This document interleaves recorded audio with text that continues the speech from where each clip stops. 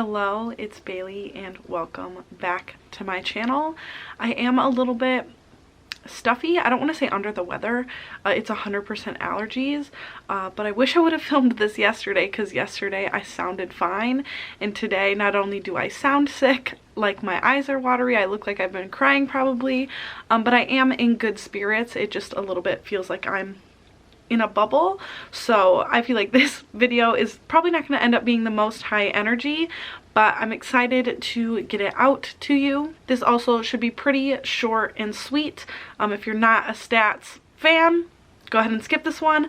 I have been fairly well behaved for this first quarter of the year, so there's really not that much to say. I really just wanted to check in. So these are my stats up through March, so January through March. It is almost the end of April now, but I'm not including my April reads because I will do a mid-year check-in as well. So this graph that I love to stick in and then never explain basically is just comparing my stats from 2022 to this year so far. And so far this year I'm well above my goal. I have read 39 books totaling 8,794 pages. That's 118 hours of physical reading time, which averages to 74.5 pages an hour, and I've listened to a total of 67 hours of audiobooks. I am definitely hitting my average of reading an hour a day. That was a big goal of mine this year. There have been a few days that I have missed it.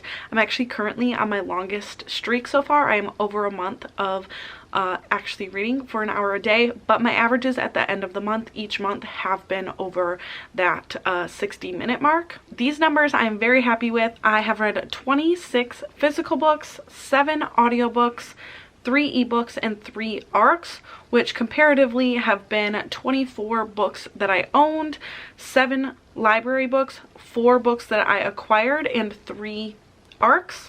I know I always keep owned and acquired separately just because the acquired books are what I picked up like within a month of reading it.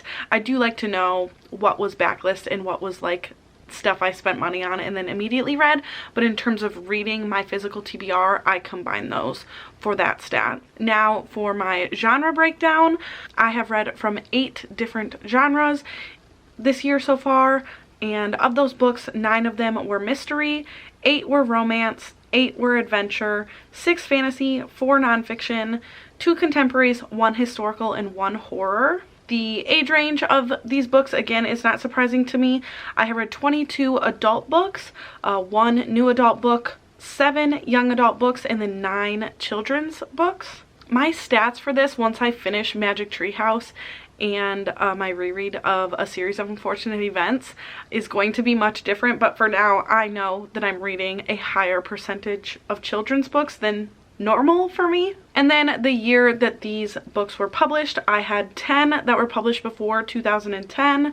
I have 8 from 2010 to 2019, 18 from 2020 to 2022, and then 3 2023 releases. I know that 2023 percentage will increase as we get farther into the year. Obviously, as more books are coming out this year, there is more in front of me, and I'm also not allowing myself to buy many books right now, so I'm slowly acquiring those. A lot of them are ending up being my ARCs. My ratings for the year so far, you might think they're bad. It's not so bad. I'm having a good year. I have DNF'd 3 books. I've given 1 star to only 1 book, which I'm very happy with. 2 stars, I have 8, 3 stars, 10, 4 stars, 13, making that the biggest category, and I have had 4 5-star books, making my average for the year so far a 3.51, which is a little bit low, but I also think that's fair knowing that my big project is reading through my backlist and reading through things that I've obviously been putting off for a while, as well as just outside of that, really the only other things I'm reading are things for stuff I'm trying to be involved in, so those are also not books I'm necessarily choosing for myself. I think this reflects that. Now, just to reflect on my goals that I set for the year, I'm not going to go tit for tat on my goals video and go completely through it. I'm just going to go ahead and tell you the categories in which I am succeeding in so far and the categories in which I could use a little bit of improvement. So the ones that I'm on track for is reading less than 20% audiobooks. I am at 17.9% audiobooks.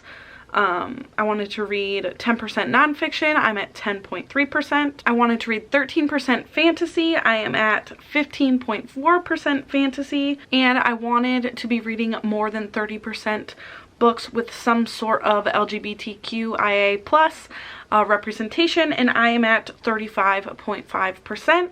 The ones that I am not succeeding at, I wanted to be at 10% rereads. I'm at 7.7%. I wanted to read 15% books that were published in 2023, and I'm at 7.7%, which, like I said, is not surprising. This was the first quarter of the year. I will have more opportunity for this as the year goes on. I want to be at 20% authors of color.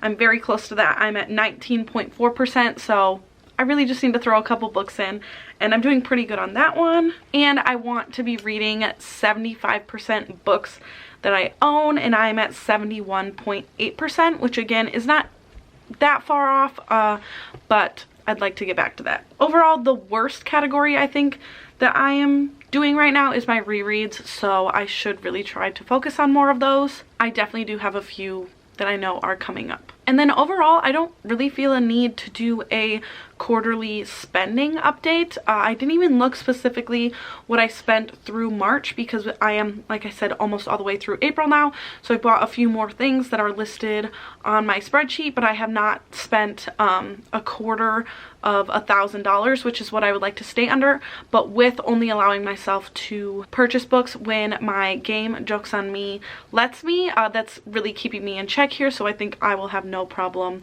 hitting that goal this year as well. So like I said, this is pretty short and sweet. It's not that interesting because I have been fairly well behaved, so I don't know, go ahead, cheer me on down below. But that's all I have for you today. Thank you so much for spending some time with me today, and I will see you again very soon. Bye!